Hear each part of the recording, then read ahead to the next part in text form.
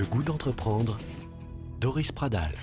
Seconde partie de cette émission avec un flash sur les mampreneurs. Elles sont mamans et chefs d'entreprise. Angélique Denison, Alison Raffani et Edwige Jansou sont nos invités. À nos côtés, Jean-Marie Ferrenbach, un de nos référents éthiques sur Radio Présence, qui vient de nous rejoindre. Bonjour Jean-Marie. Bonjour Doris. Première question à nos invités. Oui, alors moi j'étais très intéressé de vous écouter parce que nous entrons avec vous dans un monde qui est un peu inhabituel ici. C'est le monde finalement un peu non marchand, et pourtant vous êtes quand même marchand de services individuellement. Oui. Donc c'est très très intéressant de voir vous êtes à la frontière entre deux mondes, hein, le monde de la famille et du collectif que vous constituez, puis en même temps le monde de vos clients individuels, si je veux dire, d'entreprises individuelles, hein, de petites entreprises. Alors c'est assez inhabituel, et moi ce qui m'intéresserait, c'est que justement vous nous fassiez sentir qui sont pour vous vos clients. Est-ce que ce sont vos adhérents de Mampreneur, ou est-ce que ce sont plutôt ceux à qui vous offrez des services chacun dans votre entreprise ? Alors, Angélique.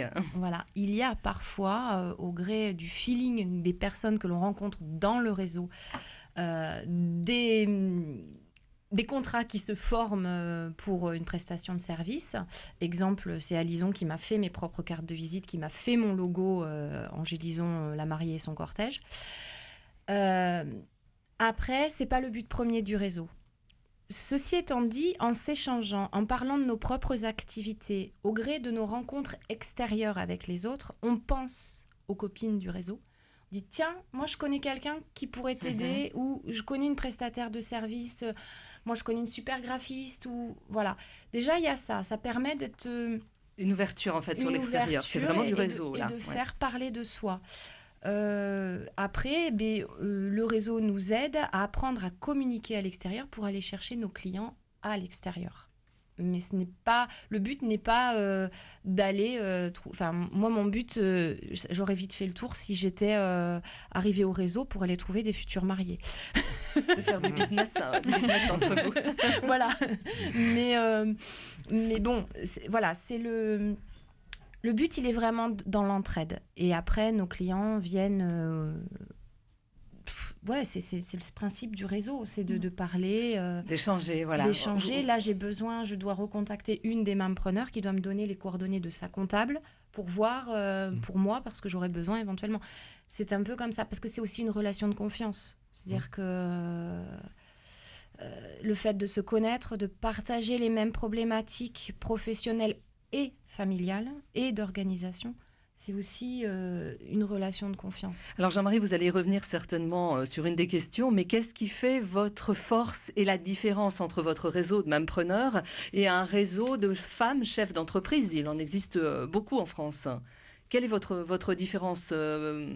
Alison, peut-être, c'est vous qui allez répondre ?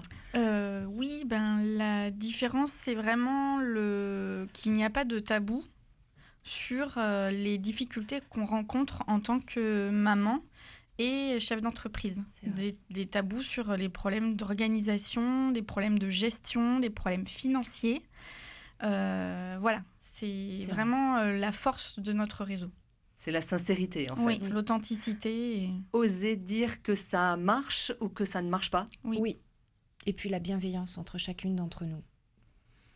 Jean-Marie. Vous avez dit beaucoup de choses là, parce que vous avez parlé d'authenticité, je pense un peu aussi de transparence entre vous, hein, de capacité de communiquer très largement, et puis de confiance. Et effectivement, c'est intéressant pour, je crois, nos éditeurs de sentir comment la confiance est sans doute un élément très très important, hein, dans votre domaine.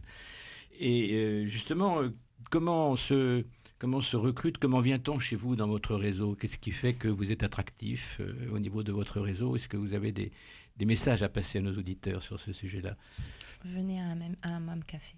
Je crois que Il faut venir nous rencontrer pour voir. Venir et voir. Voilà. Pour palper.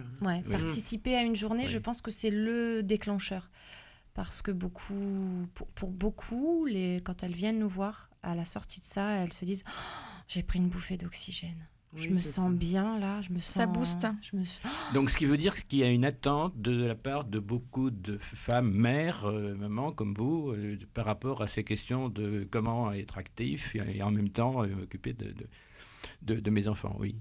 Et oui, puis se sentir aussi considéré en tant que chef d'entreprise aussi.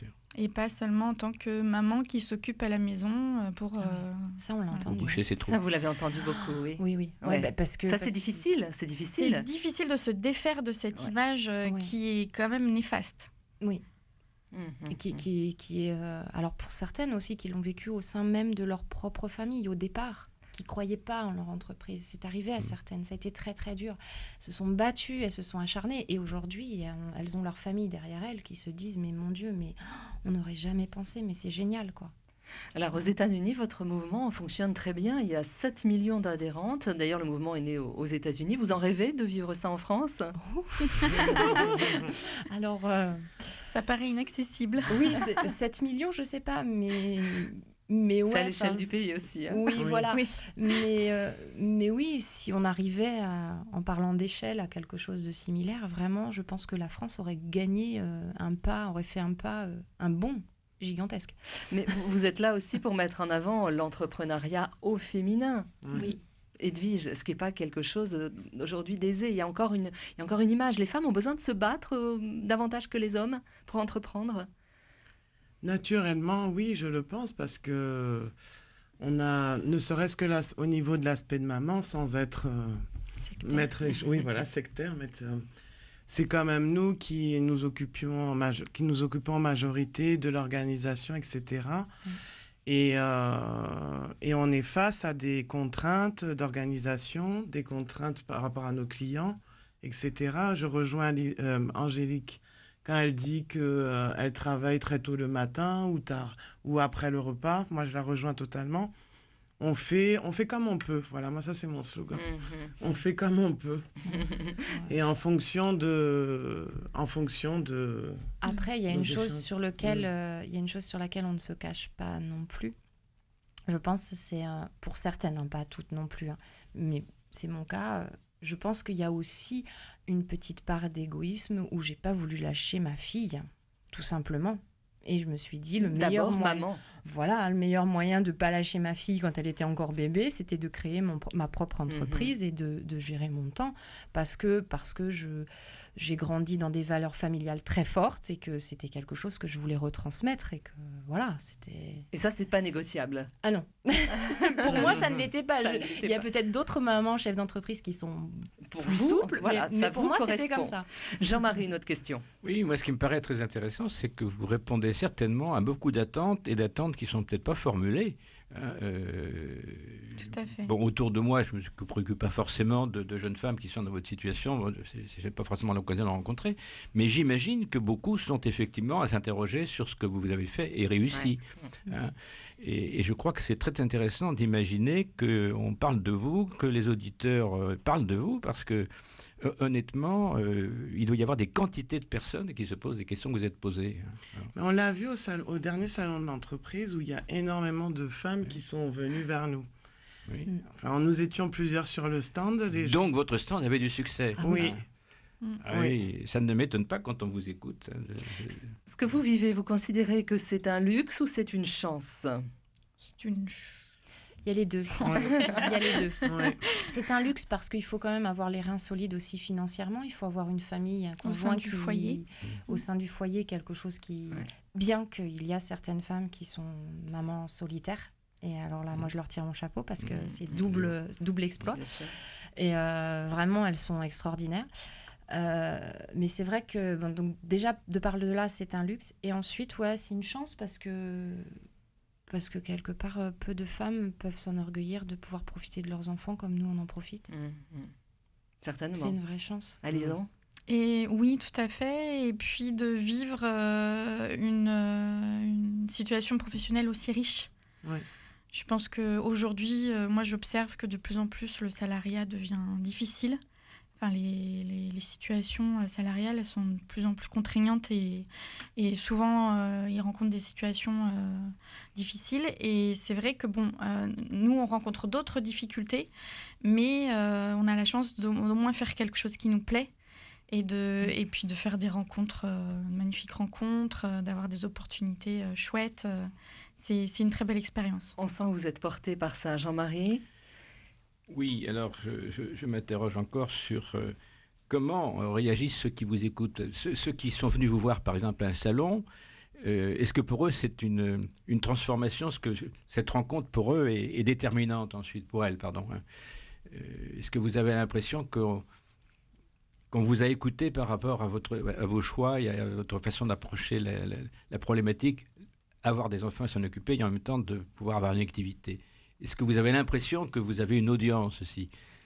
Oui, pour certaines qui sont venues au salon, par exemple, c'est même plus qu'une audience. On a l'impression. Enfin, moi, j'ai eu des réactions. C'est ah, mais vous existez, mais c'est super. Voilà, on vous attendait. Voilà, c'est vraiment ça. C'est vraiment ça. Il y a de ça, et puis on se sent quand même plus une écoute, même de la gente masculine qui se dit. On a eu beaucoup de messieurs qui sont venus nous rencontrer sur le salon, qui s'arrêtaient sur le stand et qui nous écoutaient, et pourquoi et comment, et puis en partant, ça serait bien qu'il y ait des papepreneurs quand même. Ouais, tout à fait. Et là, certains sont repartis en disant je vais en parler à ma femme. Mais oui, on peut se dire que sur certains, ils pensent aussi à leur femme, parce que ça arrive quelquefois. Tout à fait. Nous sommes pris par le temps. Merci à vous. Merci.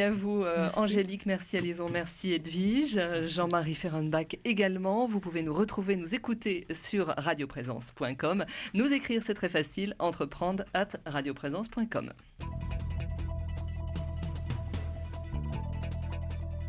Retrouvez cette émission sur décideurenrégion.fr/midi-pyrénées.